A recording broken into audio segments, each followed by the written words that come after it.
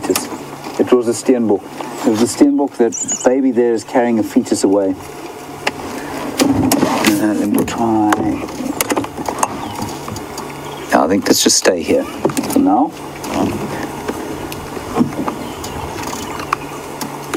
Okay, let's have a look here. Look at these ones for the next 1 minute, and then I'm going to take you across to where the other dog is.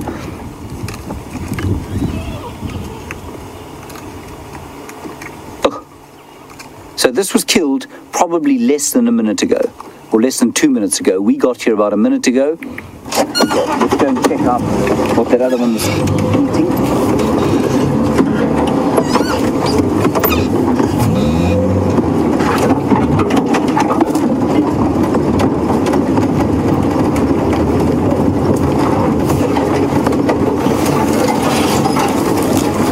There, look. There it goes. I'm going to take it back to the rest of the pack. I think you'll find this was just a pregnant steenbok. Unfortunately, a hapless pregnant steenbok happened to be in the wrong place at the wrong time.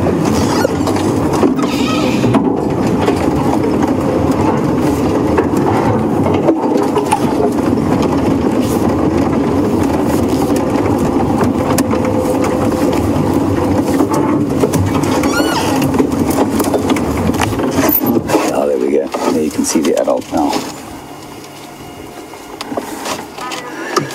So, for anybody who is a sensitive viewer, I'm sorry about this, and for our younger viewers, remember this is purely nature. That animal wouldn't have felt any pain at all.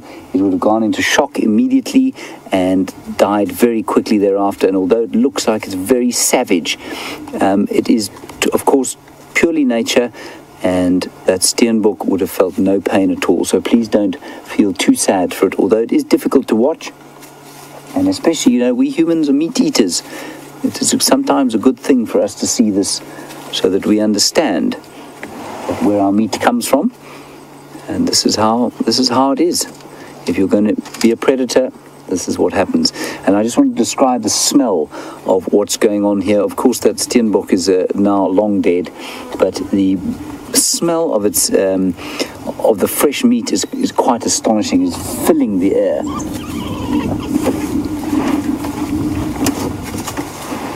So let's go across there. You can see the young steenbok there being carried away.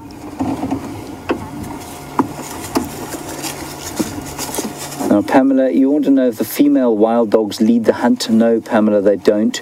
It's led by the alpha male. Alpha male leads the wild dog hunt.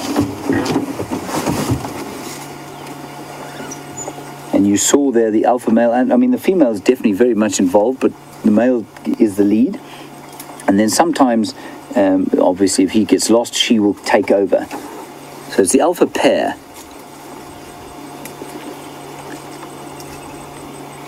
So you can see the puppies here not requiring food to be regurgitated for them. They're running behind the hunt, and slowly as they get older, they will start to contribute to the actual hunt. Now this one's getting lonely with its kind of fetus. He's getting lonely on his own, and every time someone tries to go and help him eat it, he runs away. But then he gets lonely and he comes back. That really is a bit gruesome.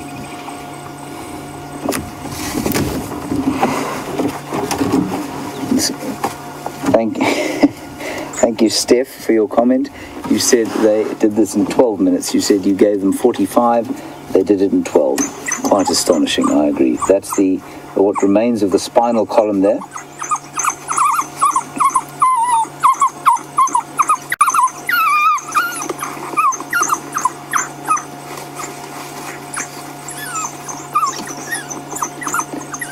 And if anyone doesn't get enough to eat here, the youngsters will beg. And Judy, you say that it doesn't look like this is enough to feed them. Judy, I would agree. I don't think it is enough to feed them completely. But they do kill twice a day. They may well hunt again after this. Let's watch what happens.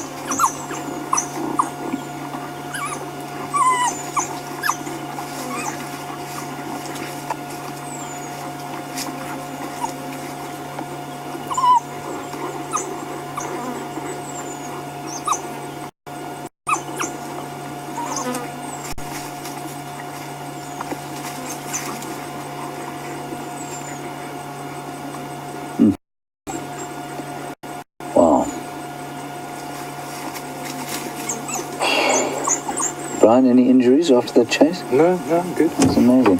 I did manage to injure Brian just coming out of camp today. I nearly took his head off on a black monkey bull. So I'm amazed that I didn't manage to do any further damage during this incredible chase. There goes the head of Mrs. Steenbok, along with her spinal column. Now, for many years, people were appalled by the way wild dogs killed. They thought this was the most horrible way for them to kill.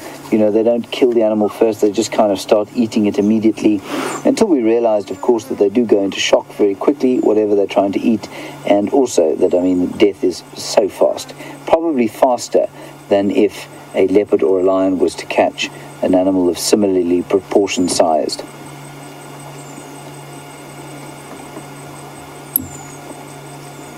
Just unbelievable stuff. They're right close in front of us. Yeah. And Wello Wanderer, you say you'd much rather see a wild dog kill than a lion kill, simply because the death seems to be much faster. I would agree completely with you, Wello Wanderer.